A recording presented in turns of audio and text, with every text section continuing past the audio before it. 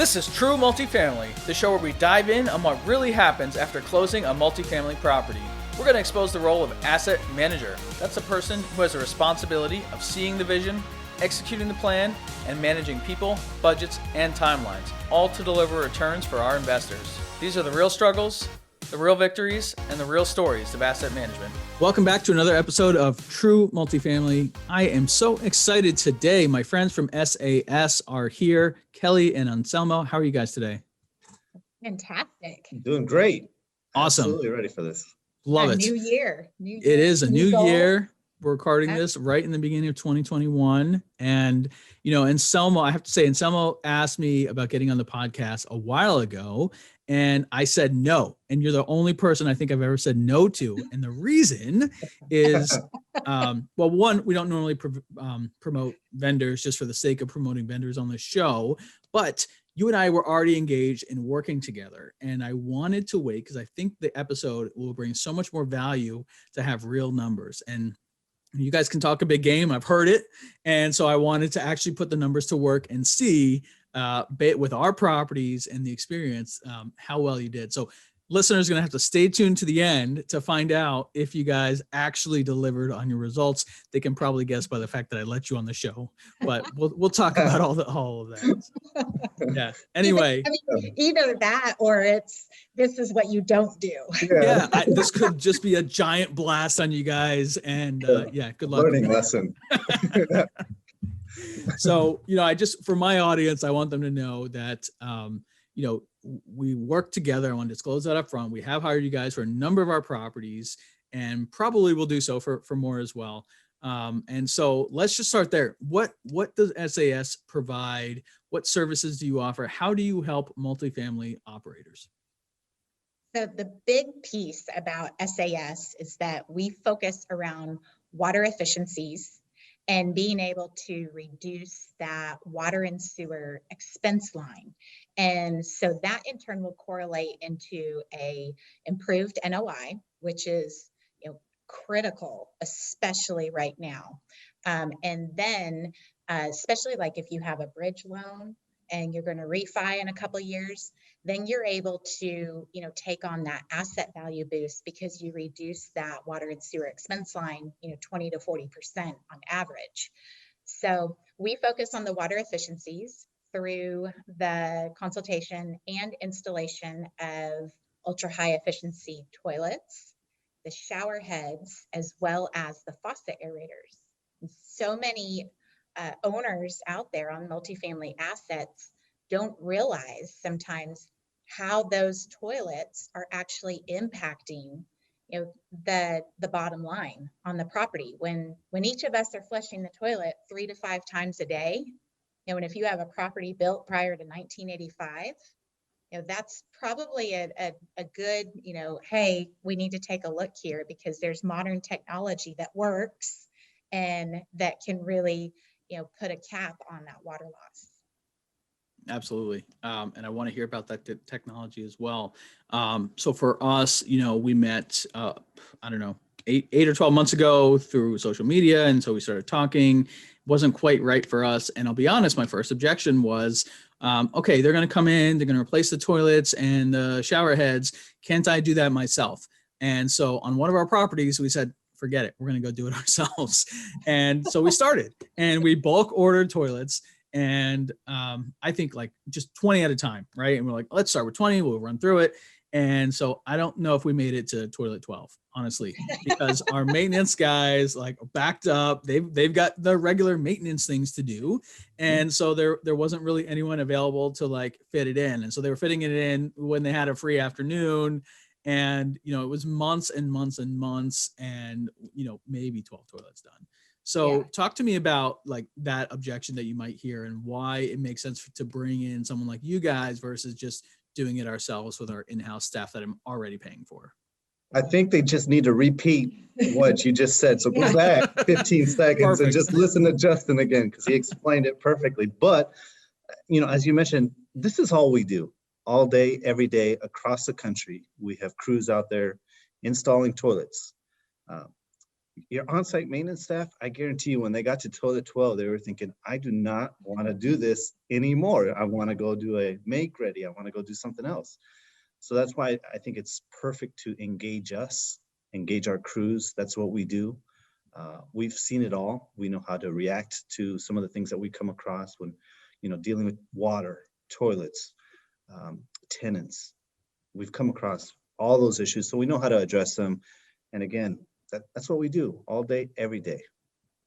Oh, love it. Absolutely. So let's say I'm an operator. I am, right? I own multifamily property. Most of our listeners own or will own multifamily property very soon. On this show, we talk about what happens after the close, which is why I definitely want to talk to you guys about the operations of our properties. And so, yeah, I'm looking at my water bill and I'm seeing that, obviously that's a huge expense. And especially with COVID, everyone's home and they're flushing that toilet all throughout the day when normally they might've been at work.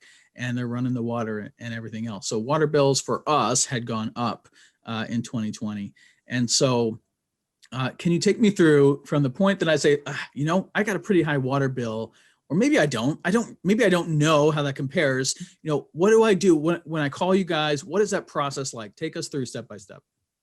Yeah, I think that there are so many owners out there that don't know if their property is consuming the right amount of water based upon the number of residents that they have, how large the property is.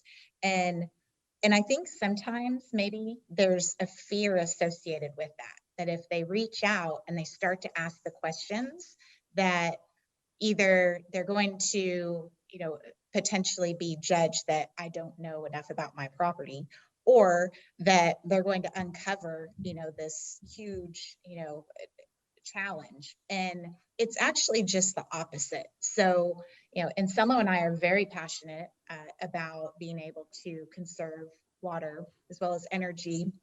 But at the same time, we love to give back in the community through education.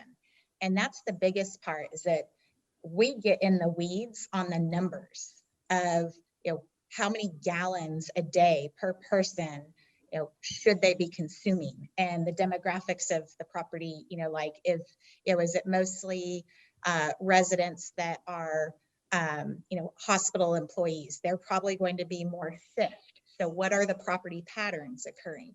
So those are things that we can help with educating and then backing in. So our advice is anybody out there that has a property that, hey, we are looking for ways to improve cash flow and to also understand about the water efficiency on the property, whether or not you proceed forward or not, reach out to us. And then, how do we walk through that, right? Well, great. I mean, one thing that I always advise is don't compare properties by dollar amounts, because water and sewer rates are variable across the country, even from city to city. Yep. So if you're measuring your portfolio or just a property, comparing it to a sister property in terms of dollars, you may be missing out on a significant opportunity. So I always look at the consumption, right? So two identical properties, one's consuming twice as much as the other, there's opportunities there. So that's where you'd reach out to us, engage with us. It's really simple. Typically we can put together a really conservative pre-proposal just off of the property name, the address, and the unit mix. And then within 24 hours, I can have a proposal back to you. So it's really simple. We get that information right back to you so that you can move forward and see if it pencils for you, see if it makes sense for you, and then we can engage from that point on. And the nice thing about that proposal that you send is that it includes not only what it might cost per door and for the total project, but the flip side of what it will save, right? And so there's two parts to this equation. Lots of times I hire people, I spend money, and I kind of just hope for the best, right? Here, there's an upside, and so what do you typically see as what's a good payback period for an investment like this? Usually, our average is running about 12 to 14 months. It really depends also on, where the property is located and, some other, variables in it, but that is a pretty good average. I would suggest that anytime you see an ROI of less than 24 months on this type of project, it should definitely be considered to be phased in at some point. And now is the perfect time because, everybody's really sensitive about rent increases. And, what are some of the other opportunities where you can really boost some of the NOI on the property, or even, if you're in an area where you can build back some of the water, then be able to address the efficiencies on the property, and the residents see that, and then you're able to implement the rubs or the build back in a more successful, sequence than just shifting the problem. Right. So let's, this I think makes 100% sense if I'm paying the utility bills for my tenants. And in Kentucky, that's what we do. We have all included rents. And so that any dollar savings on that bill is $1 in my pocket. But what if I have a property where the tenants pay their own bills? Maybe we're already sub-metered. Does it make sense for me to invest all this money into ripping out all the toilets and aerators and everything else? Can you talk to that? We get that question all the time, don't we? All the time. We get it a lot. Yeah. Because that's usually what the first thing in their plan is, to implement a RUBS program, right? So it's the way I look at it is, you've got this really high water and sewer expense, and then the first thing I'm going to do is pass it on to the residents, right?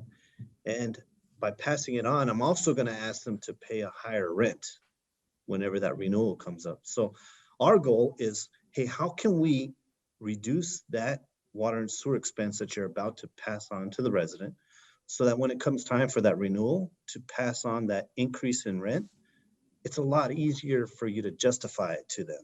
You can show, hey, we've made this investment to reduce the water and sewer expense through this program, and that's why we're asking for, a rent increase.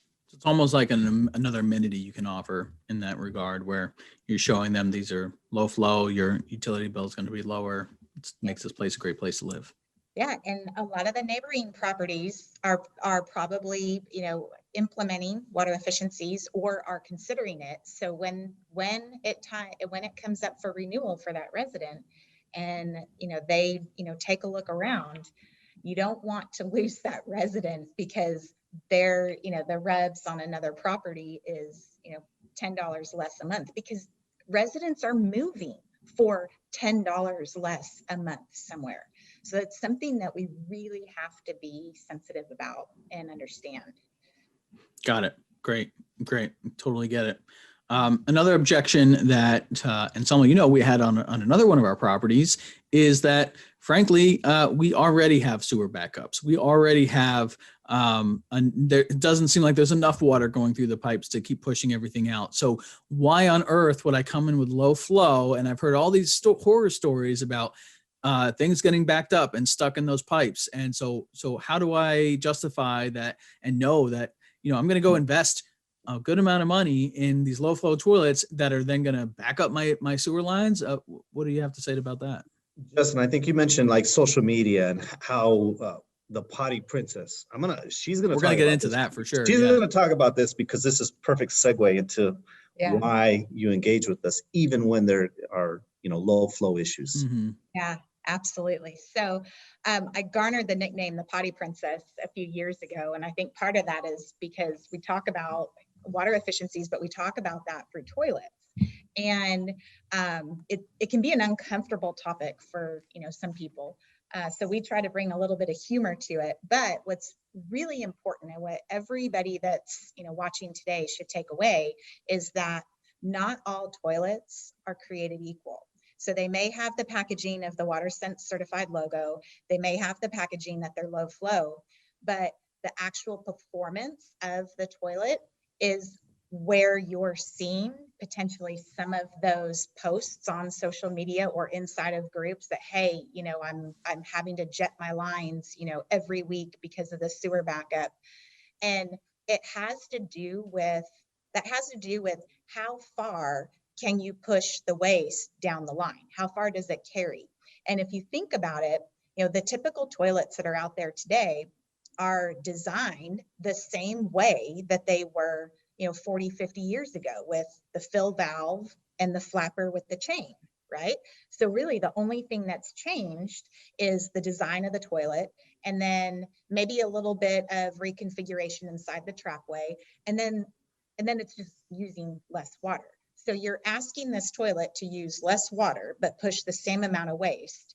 And we're using much more water today than we were, 20 years ago. So now that's even, more increased. So with that, we actually installed the Niagara stealth toilets. And I know that that's what we placed on your property. We only install those toilets. And the reason being is because Niagara actually re-engineered the toilet. They don't have flappers in them. They are able to flush at 0.8 gallons per flush. And through that, it's a vacuum assist technology. So when you release the flush, it's almost like it's releasing an air pocket. So it's like siphoning the waste out and it's carrying it down the line. And the Niagara toilets have the furthest line carry of any other ultra high efficiency toilet that's available today. That is key when you're talking about aging properties. But I do want to share that there are properties out there that just cannot support, efficient technology. And that's part of our due diligence when we're coming out before an installation commences and we complete a full assessment. If we get on property and we're going through the full assessment and testing some items, having some conversations with the on-site staff, and we're starting to have some concerns, we're going to come back to you with that and, either suggest that we test or that we just don't install. What might cause that? Is the age, the material, like what would cause you guys to say, no, that we're not a great fit here? So cast iron plumbing definitely is something that you'll see on very aging properties. I'm not saying that that's a no. It's just that we'll take an extra look at that. And at that point, we may make a recommendation to place a toilet in, instead of a 0.8, we may make a recommendation to place in one of our other Niagara toilets that might be a 1.28, right? Okay. So we're not just going to go, all in at 0.8, but 99% of the properties that we engage on, the Niagara toilets are working very efficiently, and we're able to place that 0.8 in there. Okay, that makes a lot of sense. Yeah. And I love that you guys will actually turn down work if it's not the right fit for the property. Getting into real estate and asset management and operations, I never thought I'd get as in the weeds as we do, and we have to, about line carry and terms like that. But you know what? It's all important, and it all affects the bottom line. We're getting in the bowl here. Yeah. That's get in the bowl. Is that the terminology? All right. Yeah, we're getting down in the bowl. Here we go. But we have to, because every dollar counts, and whether it's a dollar saved from the flush, or now I've got to rip up my floors and jackhammer and rip out something in the line, that's going to be a problem too, a very expensive problem potentially as well. So it's something that, we definitely want to consider, and has caused nervousness even on my part in the past. And I know we held off on one property for a while until we did some full evaluation and full testing, because we want to make sure that this is the right fit for that property, because we were extra concerned about it. Absolutely. So I want to get back to the Potty Princess thing, but before we do that, you mentioned some smart technology, and maybe that's, the Niagara Bowl. But what else are you guys doing to help us monitor what's happening with the water at our property? Yeah. Do you want to expand on? Yes, we do have some water sensor technology that's really cool. And the reason why it's cool is because it allows a property to monitor their water consumption in real time, so up to the minute. The cool thing about this is, once we place that technology on your property, within 2 weeks, it kind of does identify the water consumption behaviors of your property. So anytime something is inconsistent with what those behaviors are, it'll identify that and notify you as an owner, as a property manager, as a maintenance staff that, hey, either we've identified a leak or we've identified abnormal consumption. But the great thing is it's so much nicer to be identified and notified before you get that really high water bill or before that leak has bubbled up to the surface and created a lot of issues. So that technology alone, it's really inexpensive as well compared to some of the others out there. It's easy to put on a water meter. It's basically like a bracelet. So it's easy to install. It's all in the cloud. So you can get it on your phone, access all your data.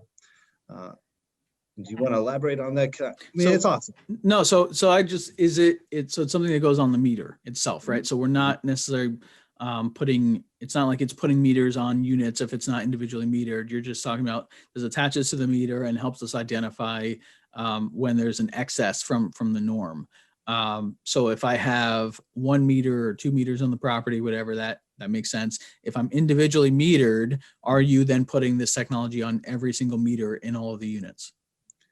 You could, and monitor that way. And the thing though is that this was something that a lot of our owners were asking for, and they're acquiring those Class C, Class B value add properties. Most of those properties are going to be master metered, right? They're not going to be sub-metered. So through that, being able to identify a solution for them that works, that's stable, and that's cost effective, because the typical hold time for these Class C properties was 3 to 5 years. I think now we're starting to see some holds 5 to 7 years, but that is the piece that really I guess really accelerated our focus last year when we went into shelter in place, was being able to test and a whole bunch of different options out there and pilot and be able to determine what is the best solution. So moving forward this year, that is something that is available in each one of our installations. So we will partner post install with all of those efficiencies in real time. And awesome. On most of these properties too, it's not a matter of if it's going to leak, it's really when it's going to leak, right? Anybody that's been doing this for a while, or they all have that one story or multiple stories of, man, I got this really, really high water bill and I had to figure out where that money was going to come from. So they've all had those horror stories. This is a kind of an insurance policy to help not only eliminate it, but maybe reduce it. A resident moves out in the middle of the night and they decide that they're going to turn on the bathtub faucet and then, just lock the bathroom door from the inside out and then leave. So that really happened. I believe it. It happened last week on a property that we were monitoring. And it was about 9:30 at night. I received the alert. I'm like, that's interesting. So I logged in. I'm like, okay, that usage is, from minute to minute, it was like incredible. So I sent a message over to the maintenance staff, and sure enough, they went out and they were able to take a peek. They knew exactly where to go, and found out that that's what happened. The resident, had moved out that night and was irritated. It's cheaper to bust down the door and stop that flow. I'll tell you that. So, yes. Wow, crazy. Well, that's really cool technology. Let's transition into social media and how you guys sort of adapted here in 2020 with COVID last year.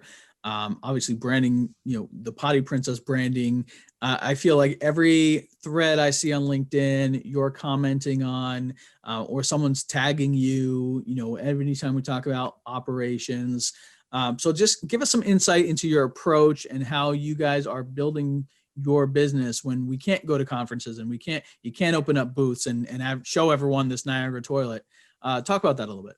Yeah, it's kind of funny because we really started this towards the end of 2019, had no idea what was going to be in store for us for 2020. And Anselmo came to me one day and he was like, look, you really got to get out there on LinkedIn more. And we need to get on some podcasts. And, I'm facing my fear going, yeah, I'm too scared. I'm too scared to do that. And he's like, no, you need to do it. And so I was like, okay. And so went out, and I think the first thing I did was I got engaged with Yana Weiss, because Can't go wrong there. Yeah. So he was running one of those, 10-day CRE challenges. So I'm like, okay, that's accountability. I got to do it. And it was amazing that so many individuals wanted to connect and just talk. And then there's just like this whole network and this wealth of knowledge and resources.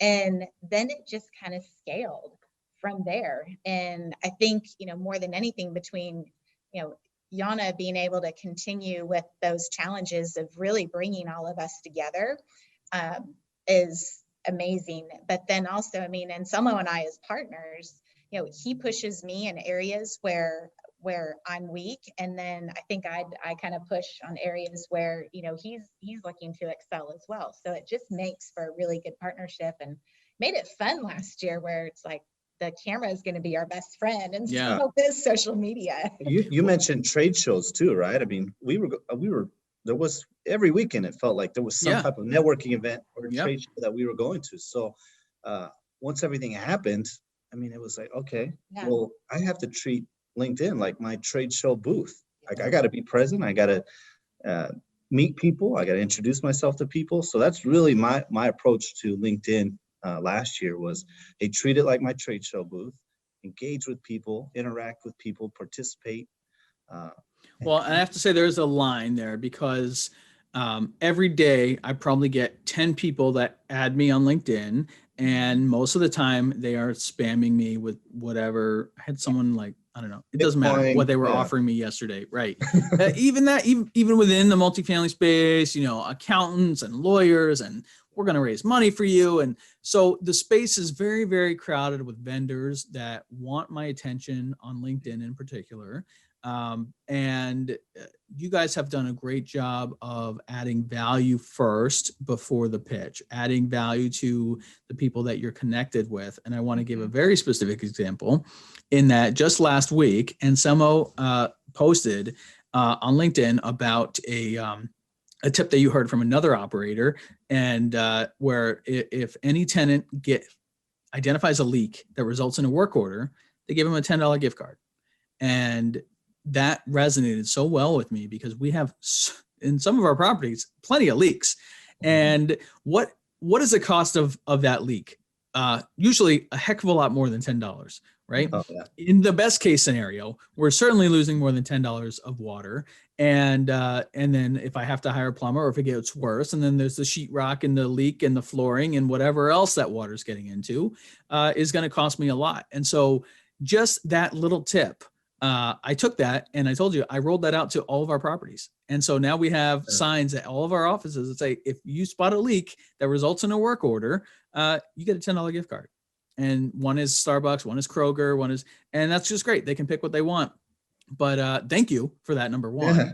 And I just want to shout out that I'm admiring just the approach that you guys have, which is the sort of education first, networking first. And obviously you have a great product and value that you're offering to people. But you figured out how to not do it so that it's so in your face, where you're just pitching everybody. So kudos to you on that. Yeah, thank you. And I think I've over the last 5 years, I've walked close to 400 properties and almost 40,000 units.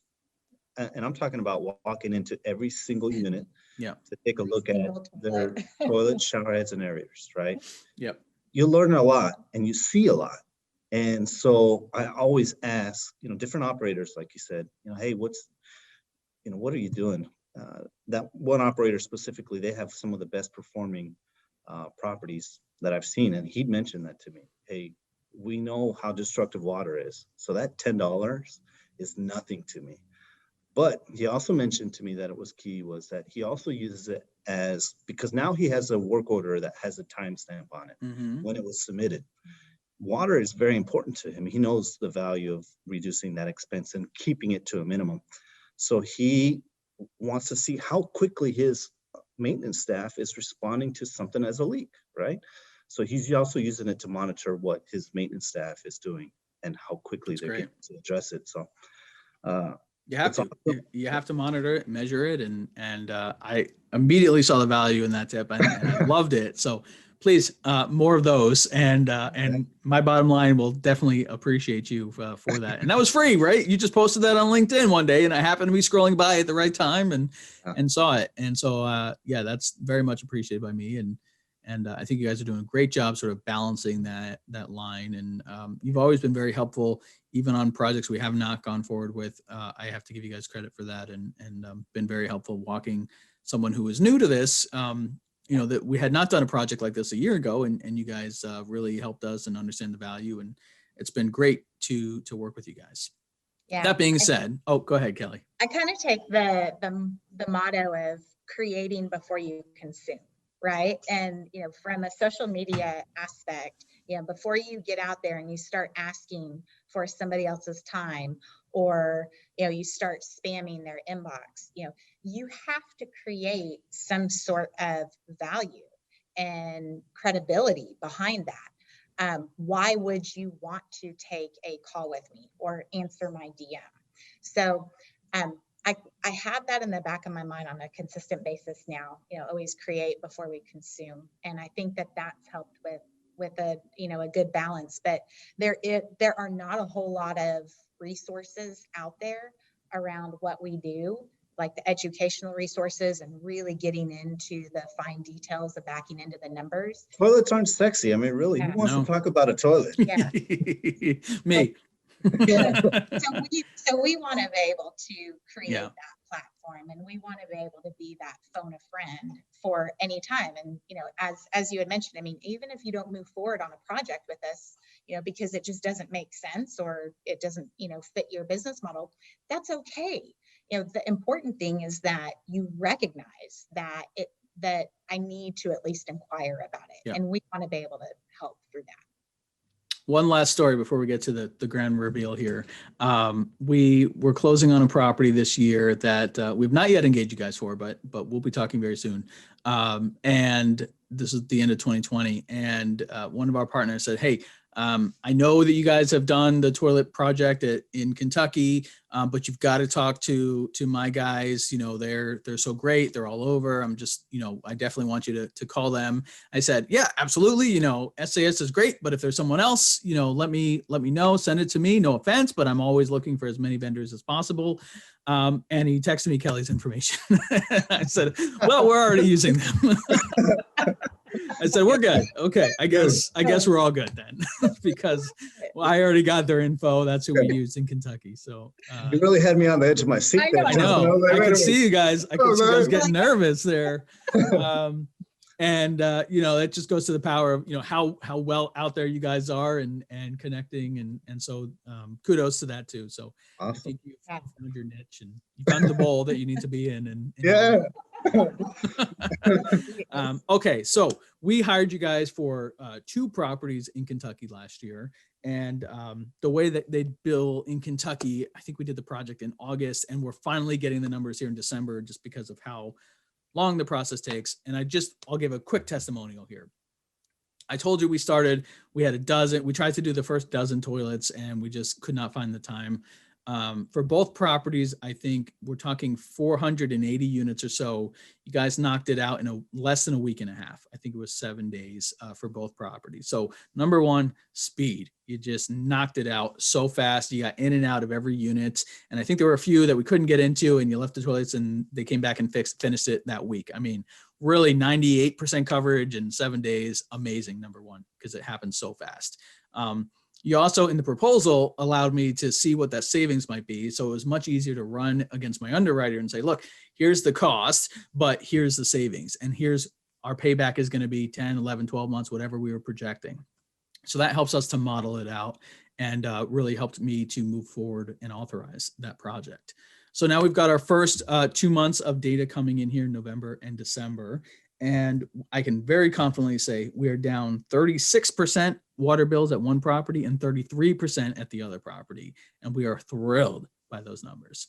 We are So too. That was all bills paid too, right? all bills paid on these two properties. So that is direct money that's going back in our investors' pockets and back to the companies. So that's on one of those properties. Yeah. One of those properties is $4,000 a month that we are no longer paying in water.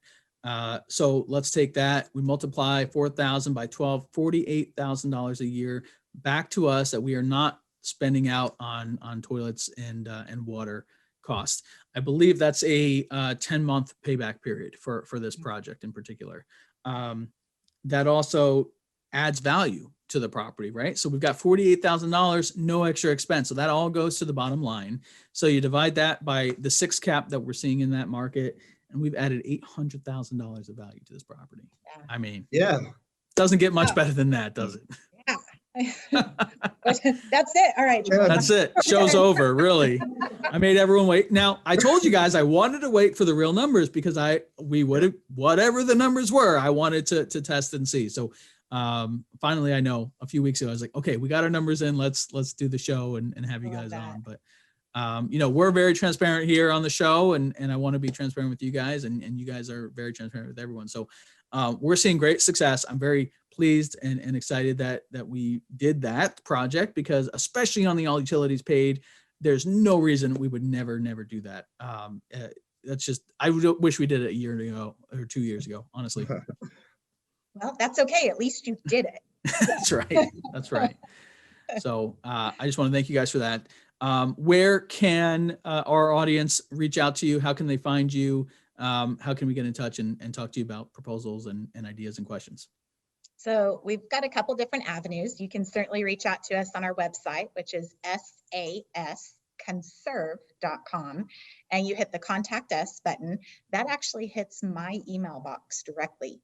Or if you want to follow, some of our educational drops that we may be putting out there, you can follow me on LinkedIn or on Facebook. All you have to do is put in hashtag the Potty Princess. Just make sure that you put the before it, and you'll get directly to me. And what about you, Anselmo? So I'm all over LinkedIn. So the best way to find me is on LinkedIn. Just look up my name, Anselmo Torres III. And like Justin mentioned, I'm dropping daily tidbits every day. And hopefully you'll find a lot of value in one that I drop for you. Well, listen, all the links to Kelly and Anselmo and their company and their social profiles and Potty Princess will all be in the show notes, truemultifamily.show. If you guys enjoyed this episode, please leave us a rating and review. We would love to hear from you and hear what you thought about this episode. Kelly and Anselmo, thank you guys so much for coming on the show. I really appreciate it. Thank you. Appreciate it. Bye, guys. Thanks for listening to another episode. Check out our website at truemultifamily.show. And if you have an amazing story to tell, share it on our Facebook community, and you might just be the next guest on the show. We're also on all other social networks. Just search True Multifamily. I'm really, really proud to have the show produced by our company, On Air Brands. Check us out at onairbrands.com. We also have an incredible, unique podcasting event that we would love for you to be a part of. Check that out at podmax.co.